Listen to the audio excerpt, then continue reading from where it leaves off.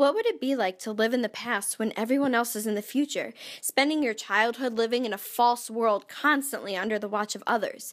This is the life of Jessie Kaiser.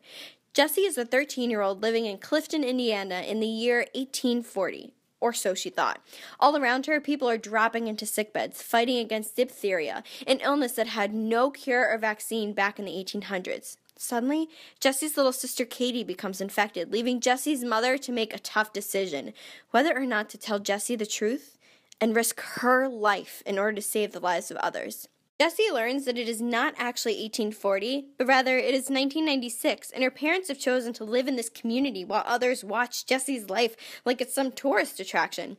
Jessie must take the clothes her mother wore into the community, escape through a tunnel, and find help in the future before it's too late. This book is reminiscent of The Giver by Lois Lowry, where Jonas learns the truth about his community after he is given the role of receiver during the yearly ceremony.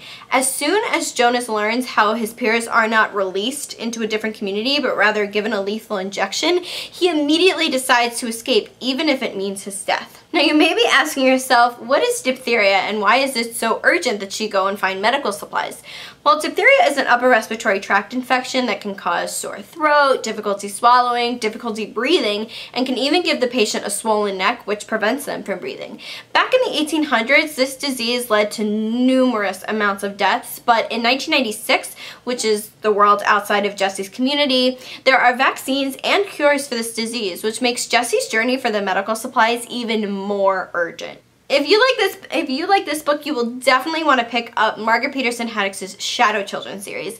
It starts with Among the Hidden, telling the story of Luke, who is a third child forbidden by the population police, who meets another shadow child like himself.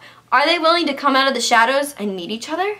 I would also recommend checking out Goodreads. It's an awesome site that allows you to keep track of what you're reading, but also lets you see what others are reading and different recommendations based on the books that you like. It's a great tool to network with other readers and keep yourself up to date with all the exciting releases of your favorite authors.